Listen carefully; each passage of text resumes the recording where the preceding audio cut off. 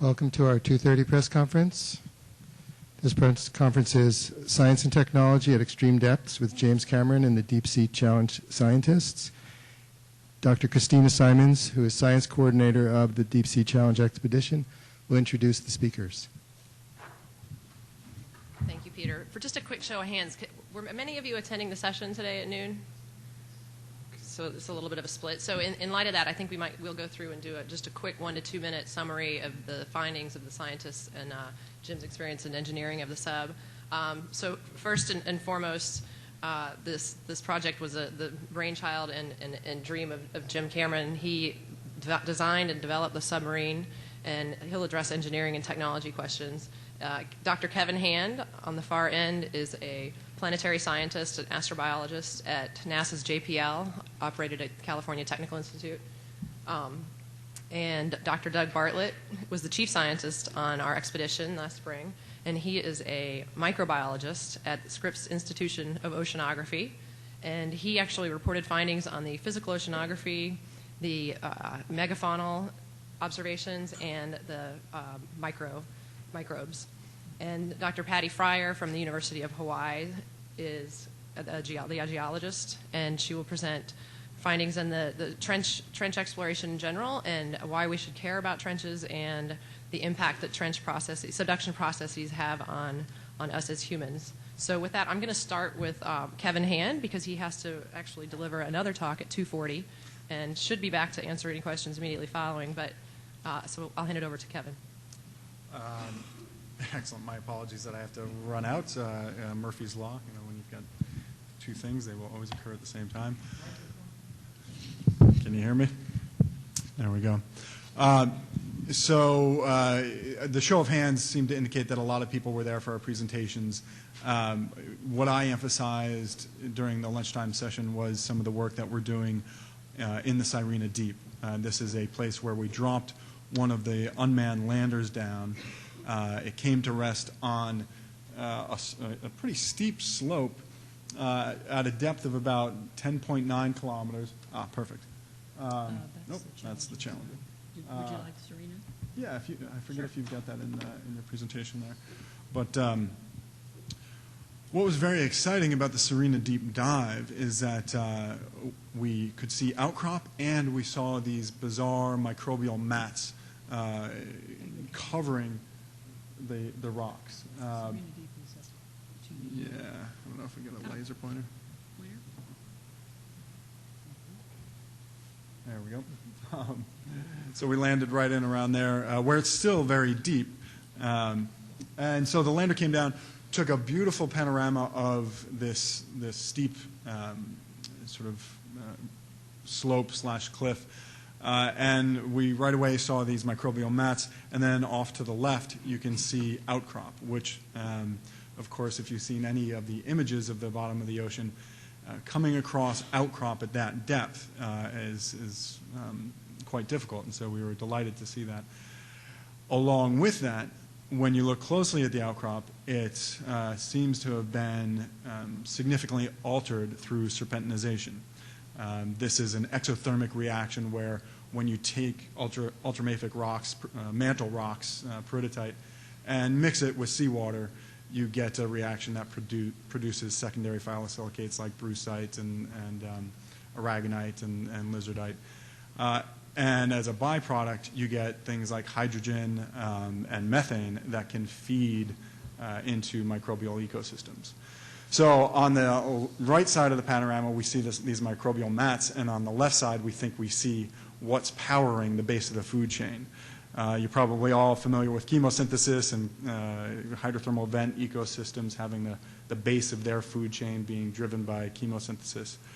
Well, down here, we didn't see any big black smokers or chimneys or anything like that, but it could be that it's much more subtle yet equally powerful from a biogeochemical standpoint. These byproducts of serpentinization may just be sort of oozing up through the sediments and around those rocks, helping to allow those microbial mats to grow.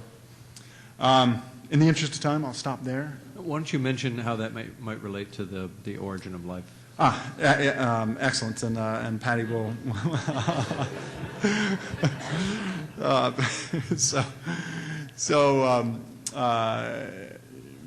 Serpentinization is seen to be as a possible culprit in that step between geochemistry and biochemistry. The sort of geochemical roots of biological metabolism may lie in some of the chemical pathways that serpentinization is responsible for. And my colleague Mike Russell at JPL has done wonderful work in the lab looking at the proton motive force that arises across mineral interfaces where you've got an alkaline aqueous solution that is fed by serpentinization moving across a mineral interface into a more acidic aqueous solution, i.e. the ancient ocean. And across that interface is where he thinks the earliest sort of transition from geochemical gradient to biochemical metabolism occurred.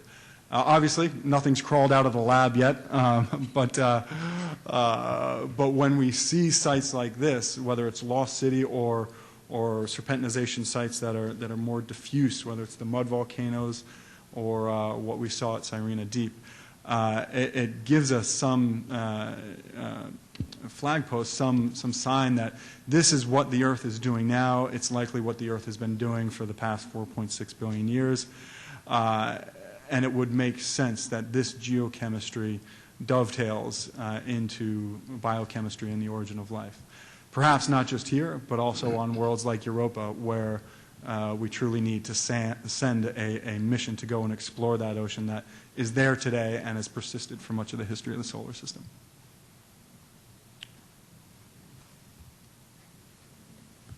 And I think I need to run in a minute.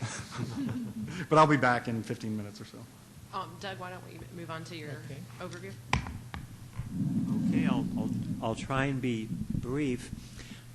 I presented data on the CTD measurements in the Challenger Deep that indicated adiabatic heating at depth, increasing the temperature by 1.5 degrees or so at full ocean depth in the Challenger Deep, and also some evidence for current flow into the trench. I also, and mostly, spoke about the biology, and I started out in that area with the macroorganisms, going over the data of Natasha Gallo, who's here, and Lisa Levin at Scripps, talking about the biodiversity in various locations in the New Britain Trench, and then progressing on to the Challenger Deep.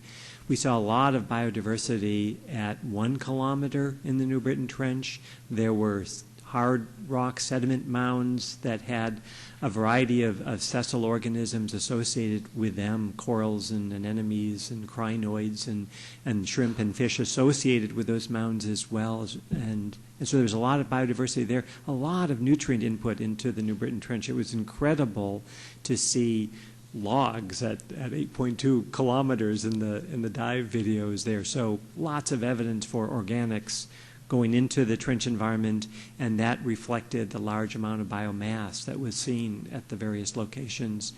At 3.8 kilometers, we didn't have the sediment mounds. We had a lot of worms, a lot of spoon worms were there. At 8.2, in part of the dive, there were a lot of acorn worm hemichordates, and then beautiful, beautiful stalk sea anemones up the hard rock trench wall of the New Britain Trench.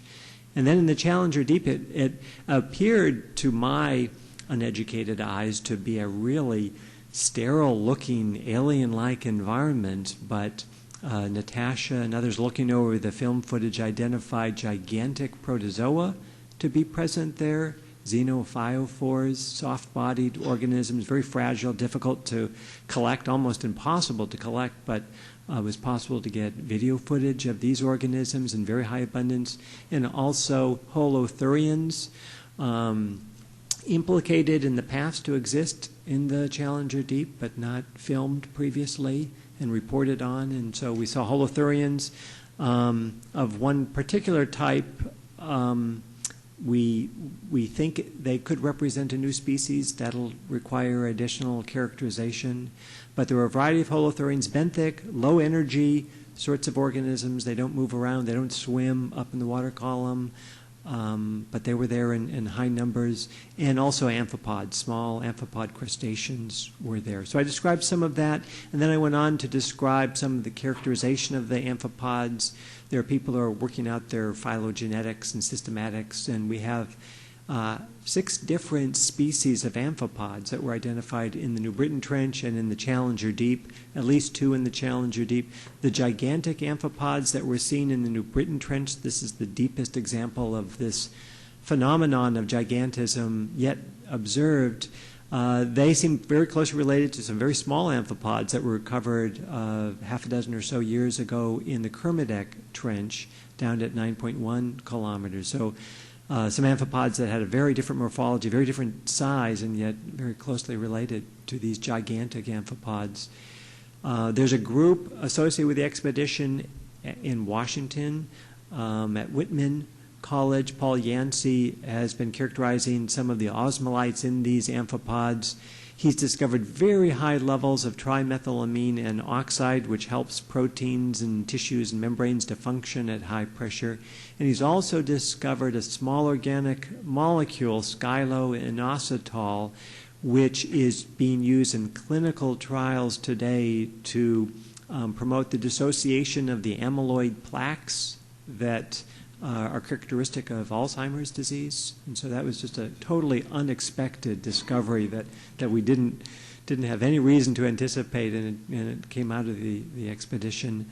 And we've also looked at the microbes associated with the amphipods and the mud in the Challenger Deep, and we have many scores of microbes coming up under very extreme conditions of low temperature and very high pressure, different physiological groups coming up. And we've been also sorting out the microbes and looking at their identity after we've sorted individual cells into microtiter dishes, amplified their genetic material 1 billion-fold, and then gone on to characterize who they are using molecular sequence information. And so we see a lot of novel kinds of microbes awaiting characterization, and that's going on. So those were the topics that I covered. Okay, I'm Patty Fryer, University of Hawaii, and I'm a marine geologist. So what I was mainly interested in was getting a chance to go down virtually with Jim. She wants to get in that sub so bad. I fit better. He'll tell you. So the critical thing, thank you, the critical thing about the trenches is not only the fact that they're very deep, and so of course we can get a direct look at the deepest exposures of the Earth's lithospheric plates, but they are also the locus for the largest earthquakes on Earth. And the Tohoku earthquake last year, of course, caused tremendous destruction. Had a Pacific-wide, also Atlantic and Indian Ocean affected tsunami that went on disturbance for days, and we're able to model the nature of that disturbance because we know more about the nature of how earthquakes occur in these regions and the topography of the seafloor that's been mapped carefully. So I've done a lot of mapping out here, so I was really kind of Jim's tour guide. You know, sure. We picked spots for him to dive that were relevant. Let me just show you. I'm going to scroll through this pretty quick. This is the location for a previous hybrid remotely operated vehicle, Nereus, operated by Woods Hole. And we dove in this area. This is a bathymetric map of the east pond of the Challenger Deep. Jim dove along this black traverse. The Kaiko ROV from Japan dove where the Red Cross was. The Red Cross was their deepest point, which was about 10,920 some odd meters. The Nereus got to about that same depth. And in fact, Jim got to pretty close to that same depth, and yet the bathymetric contours in this map show that where Jim should have ended up right here should have been 60 meters deeper. So what we're looking at in our remote capability with side-scan sonar imaging of the seafloor is we're looking through these very soft water-saturated sediments to depths of maybe 60 meters. So we see topography with our remote instruments that aren't there. So the seafloor is essentially flat throughout that pond, but we know that there's topography underneath it.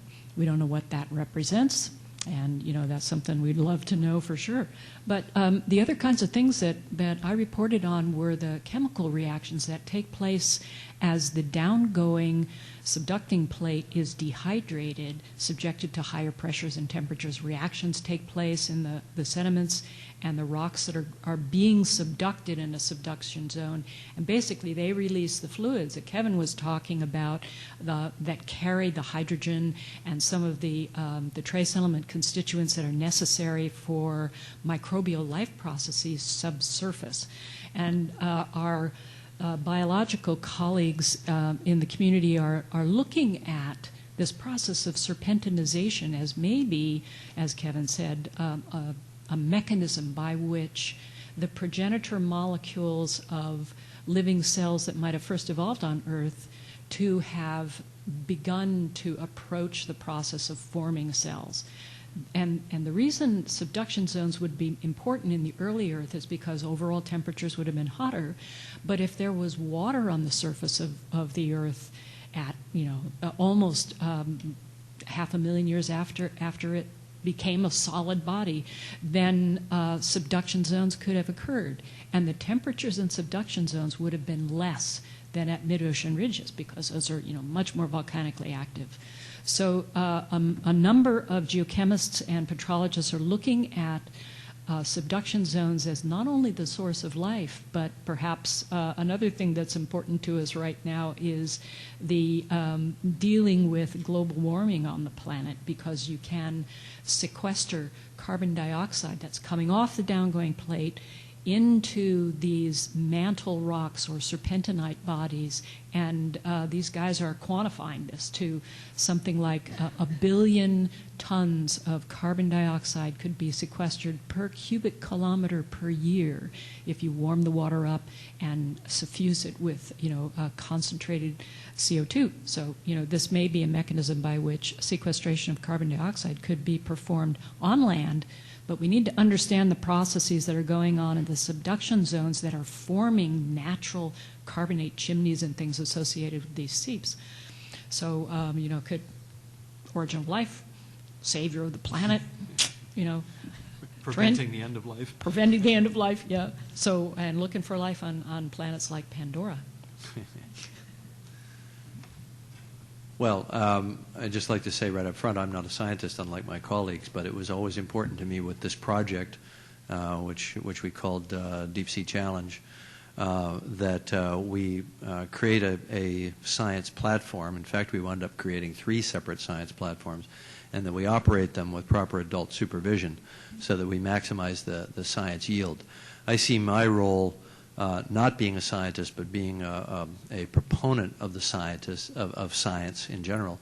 My role is, as an engineer, to provide the tools, whether it's remotely operated vehicles or human-piloted vehicle, camera systems, lighting equipment, and so on, and also to provide access for scientists to their in situ studies, which I can do by accumulating funding via media projects such as films, television specials, and so on, corporate funding, and also some stuff I just fund myself through my 501c3, the Blue Planet Marine Research Foundation. I think it's important for people who are prominent in media to create a sense of importance in the popular dialogue about the sciences. And for me, there's no better place, no nearer to my heart than the deep ocean, which is so poorly understood, and the study of which is so kind of underfunded relative to space, which tends to get an enormous amount of funding. The deep ocean funding for the deep ocean is always quite tiny, and so every time. Because so little is understood, especially at the hadal depths, meaning anything below 6,000 meters and down to the extreme depths at 10,900 meters, so little is known because so little has been done to date, that every time Patty or Doug goes out on a cruise, or in the case of our expedition, you're going to find something new. It's a given. I'd have been shocked if we hadn't, you know. And we did wind up with some amazing science results from this project. The project really, you know, comprised several phases. There was the design and building of the piloted submersible, the DeepSea Challenger. Relatively late in that program, we also started the development of simpler, more low-cost, unpiloted vehicles, which we called, you know, Lander 1 and Lander 2. These were two variants of the same basic platform, which was basically a drop system that would drop in one spot and take samples, take images, take video, and use bait to attract some of these benthic organisms and the free swimmers that could move. And that created a distinct advantage over the submersible. The submersible, of course, could move horizontally across the bottom and explore and work its way through complex terrain, but with a human occupant, it wasn't going to just sit there for 6 hours doing nothing, trying to you know, put out a chemical signature to attract animals. So the two working together actually you know, proved to be a very good system. The submersible was able to rendezvous with the lander on the bottom and see the results of having had that bait plume running for 6 or 8 hours, and you know, and that's how Doug was able to find his new species of giant amphipods and so on. It may be interesting to note that the New Britain Trench, from which there was no data from the bottom, and there was only a little bit of bathymetric data done by the Australian Navy in the 60s with depth soundings, and then there was the one multi-beam swath which we actually used. It was basically a terra incognita from a science perspective. We wound up choosing to dive there in what turned out to be a combination sea trials of the piloted submersible and the landers, and an active science program. That was not originally our plan. Originally, Patty and Doug and their colleagues were going to join us in Guam just for the Challenger Deep and Sirena Deep dives. But it occurred to us before we left on the expedition that we might be stepping over a major opportunity. So they accelerated their participation, came out early, and we actually turned the sea trials of the submersible and the landers into a science program, which comprised 4 submersible dives going progressively deeper in the trench. And the interesting thing is, my goal from an engineering perspective was to prove the sub, first at 1,000 meters, then at 4,000, then we wound up diving 7,000, and then 8,200 meters. But what that formed was a beautiful vertical transect, essentially, or a cross-axis transect, because by working down the slope, essentially, to the deepest spot, we were able to get a sense of the kind of comparative endemism in these different levels of the trench. So it turned out to be, I think, wildly successful compared to what we set out to do. Conversely, when we got to Challenger Deep, unfortunately, we'd burned through a lot of our time due to some setbacks early in the very early in the program, and we only wound up diving the piloted submersible once, and we also dove it once unpiloted at Challenger Deep to 10,900-ish meters, but we were able to dive the landers or the lander 3 times, twice at Challenger Deep and once at Sirena, which is nearby, as you could see from that chart. And the results, as Kevin mentioned, from the Sirena Deep are very interesting and have ramifications, in conjunction with what Patty was saying for origin of life on the Earth, which I think is a very profound concept that needs a lot more investigation, and also implications for the possibility of life originating on other water bodies in our solar system, of which there are several in the outer icy moons of the solar system at Jupiter and Saturn. You've got Enceladus, you've got Europa, you've got Callisto, you've got these large bodies that have frozen surfaces, but they have oceans. Europa, we're virtually certain, has an ocean, and Kevin has been spending a lot of time characterizing that. Interesting ellipse that Kevin was on this on this expedition. This is my 8th expedition. Kevin was with me in 2003, and we dove Lost City together, which is a serpentinized carbonate structure, fascinating structure in the mid-Atlantic ridge. And so I invited him to come out and apply his planetary science thinking, kind of looking at some of these deep ocean processes from the standpoint of a planetary scientist. And these are ways that I try to create hooks to make it interesting for the average person in a film, to give it a larger meaning and a larger context. I think it's too easy it would be too easy for people to dismiss the type of dives that we were doing as just kind of stunts or publicity, that sort of thing. And that's not the case at all. It's really about popularizing science. So I could go on about this all day, and I don't want to, but I want to hear what you guys are interested in. So I think we should open it up for questions right away.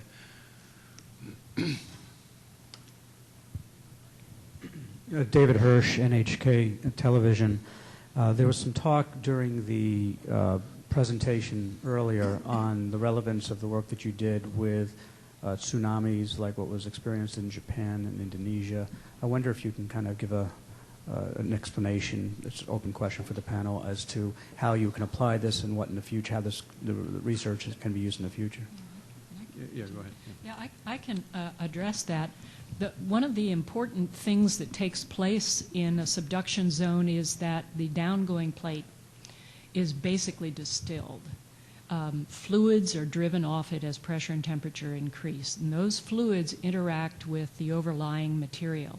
In the case of subduction zone like Japan, what happens is that those fluids close to the trench axis rise through a very large wedge of accumulated sediment that's been scraped off the downgoing plate, and those fluids will interact with that sediment as they rise through it.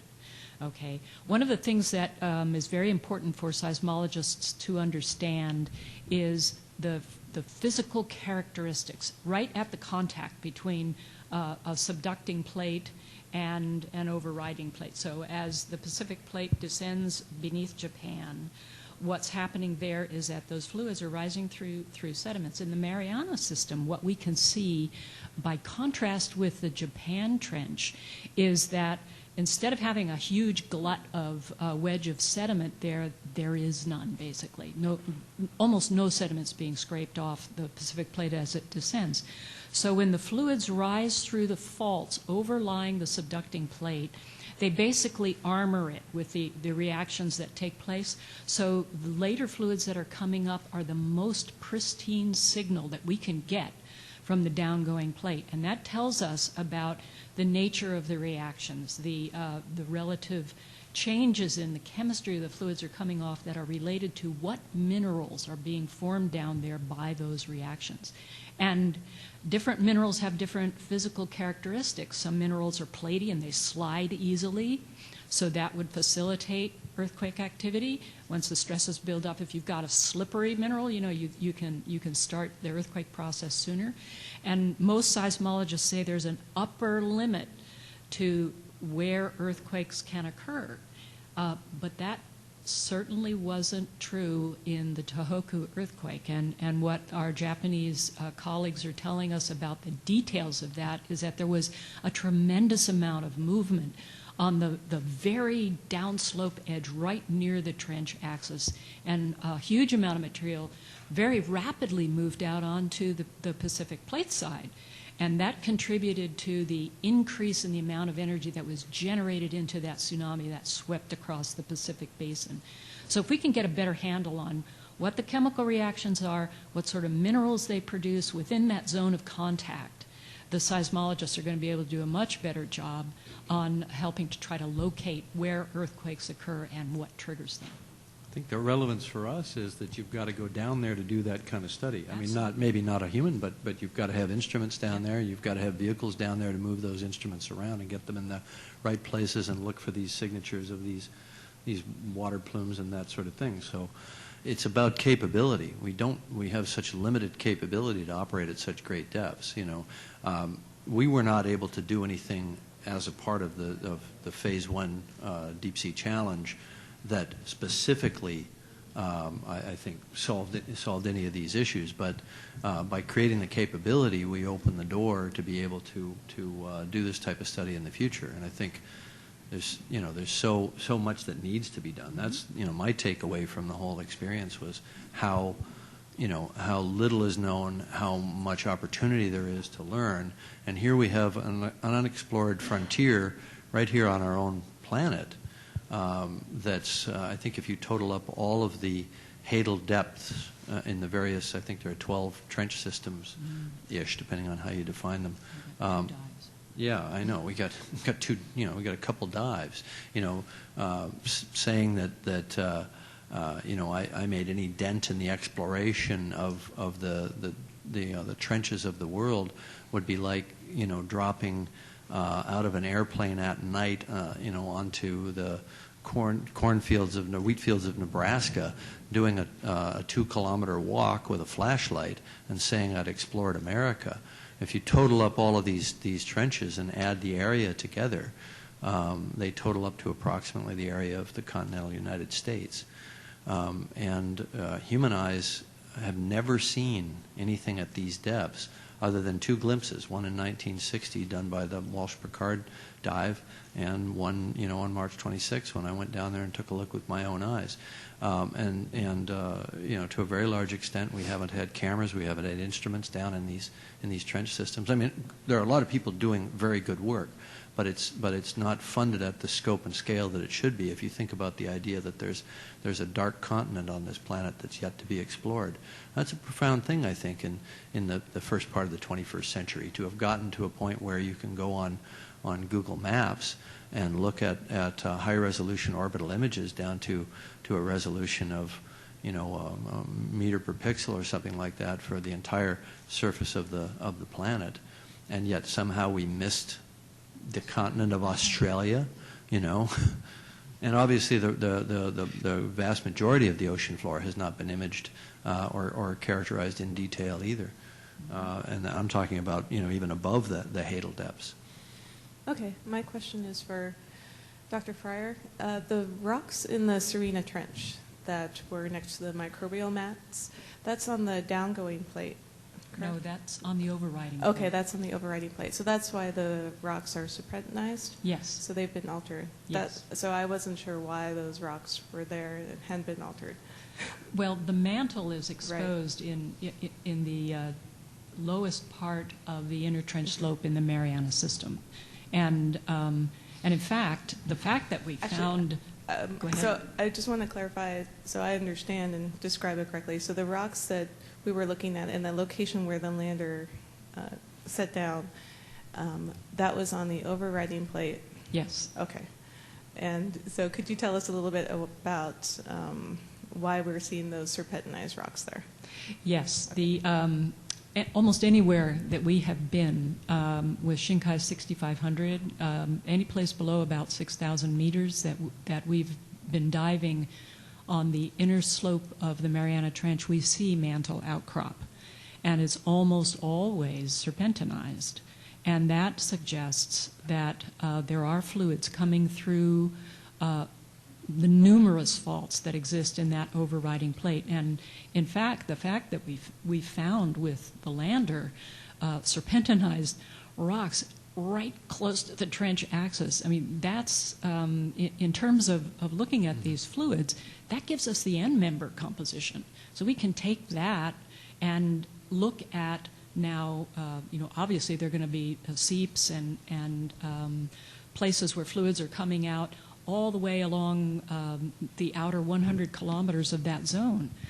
We see them in the huge serpentine mud volcanoes that are burping out on the seafloor, but even these smaller seeps are going to give us that control that we need over the chemistry to be able to tell what kinds of physical characteristics there are in the subduction zone that are related to seismicity, for instance.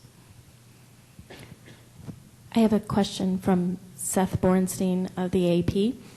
Pardon the pun, but can you go into more depth explaining why Challenger Deep, of all the trenches, could have been the origin of life on Earth? And can you provide examples of what would be considered concrete evidence? Who's that question posed to? Just the panel? I'm not sure. The panel. gosh, that's so with regard to the latter part of that question, what's the conclusive evidence? There is not conclusive evidence. What would be conclusive evidence that the Mariana Trench has clues to the origin of life? That's the pressure stuff that Kevin was talking about, looking at the amino acids and proteins in pressure vessels in the lab. So towards the end of Dr. Kevin Hand's presentation, he discussed some laboratory work at the JPL where they're creating some of the conditions in the lab that would reflect serpentinization processes and using those to look for the production of some of the building blocks for life. That's one way to begin to approach that question of these conditions, high pH serpentinization, producing hydrogen and methane that one could build off of to look for the production of the appropriate building blocks, sort of like the experiments that Harold Urey and colleagues did years ago at the University of Chicago to look for origin of life kinds of molecules being produced under other conditions. So I think that's a good start. I work backwards in my business from the existing microbes, the extant microbes, and their physiological adaptations to think how life might have arose based on what we know of living microbes and microbes that we can manipulate in the laboratory. And this discovery of Paracoccus mat, or presumably Paracoccus in the mats that were observed, that needs to be verified, but large numbers of Paracoccus microbes in the Serena Deep is really fascinating because Paracoccus is a microbe well known to exist in the marine environment, has been associated with other mats, and there's a great deal of biochemistry known about Paracoccus. It's been a workhorse model microbe for studying processes like sulfide oxidation, and yet the microbes that we most know about when we think about exotic, alien-like microbes that oxidize sulfide come from the symbionts of hydrothermal vent animals and associated microbes from hydrothermal vents. But Paracoccus is there, and they oxidize sulfide, they oxidize thiosulfate, they can oxidize hydrogen. As you think about how they live and how they metabolize, you can begin to think about connections there to serpentinization. So it makes sense that half of the microbes found in that sample from the Serena Deep would be something like a Paracoccus. And so that's another vantage to go at the origin of life question, using microbes that live off of these substrates and looking at how they're able to do it and looking at the process in some biochemical detail. If I could chime in just for the original part of your question, why the Challenger Deep?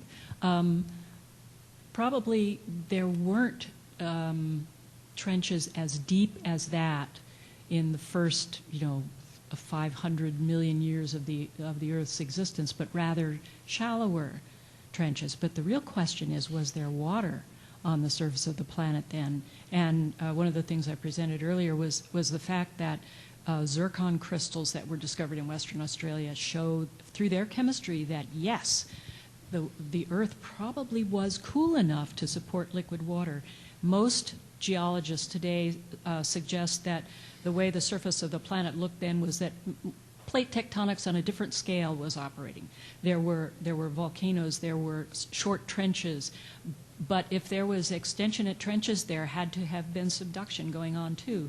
And the progenitor molecules, I understand from my biological colleagues, to the cells that would eventually form, could not stay stable at the high temperatures at mid-ocean ridges without the kinds of stabilizing associated chemistry.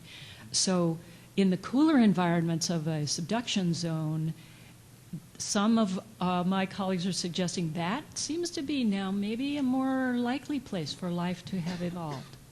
So that's the connection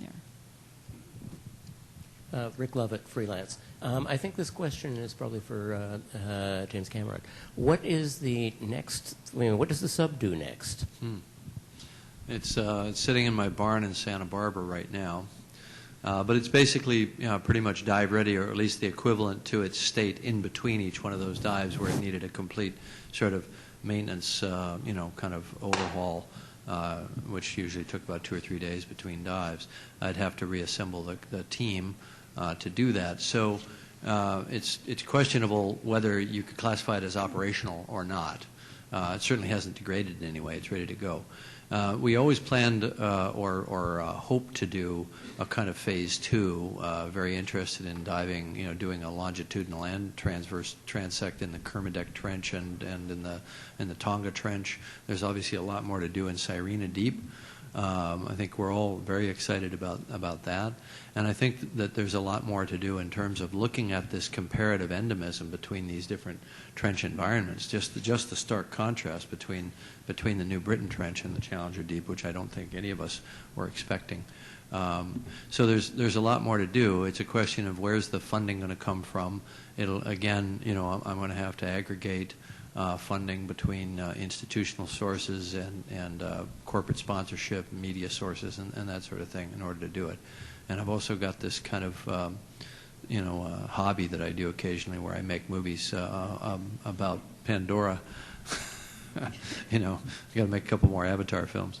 So anyway, it's a bit up in the air right now, but I'm in some active conversations with some entities that might be interested in taking the sub under their umbrella so that I can act more as a consultant while I'm making the films and get that technology out there and performing, and or harvesting the benefit of the innovations to other vehicle platforms and instrumentation that are currently being contemplated.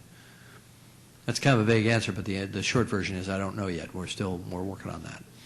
But I think we've demonstrated the capabilities, and we've demonstrated the extent to which the public is kind of leaning forward and paying attention to that kind of program, which is good for funding across the board. So there seems to be a fair bit of momentum coming out of this project.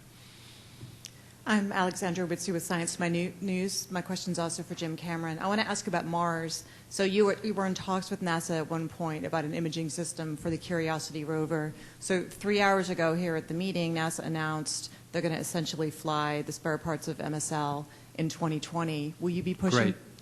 I didn't know about that announcement. We were so focused on our own thing. That's awesome. Yeah, basically the spare parts from MSL and extras, they're going to fly for landing in 2020. Will you push to get your 3D system or another imaging system on that? Well, it's a great opportunity. Let me give you a quick history of that. It's a bit of a divergence from what we're doing here, but I'm technically a listed co-I on the Mastcam camera. I was involved in its early development. The Mastcam is up on the mast, and it was meant to have been a stereoscopic camera with zoom capability. It was descoped by Alan Stern when he ran the science directorate at NASA, and taken off the spacecraft and replaced with a concept that was fixed focal length cameras. When Alan moved out of that job and the mission got pushed to the right by one full opportunity, 22 months, I went and lobbied with Administrator Bolden and said, let's reinstate the Zoom version. To be clear, I wasn't in charge of the Mastcam. It was being developed by the Malin Space Science Systems, and they had done many planetary cameras. But I was sort of a consultant, co-I to that, just on the basis of the zooms and the stereo, because I did 3D. And I knew zoom lenses. They hadn't flown a zoom lens system to a planetary surface ever. So this was a pretty exciting thing. We're talking 5 years ago now. So I managed to get the cameras reinstated, and they were developed. So we now have essentially almost ready to go flight article. At the last second, they decided not to fly it, but to go with the fixed focal length one, at which point they lost a lot of their stereoscopic capability, and they lost the ability to zoom in from a distance. But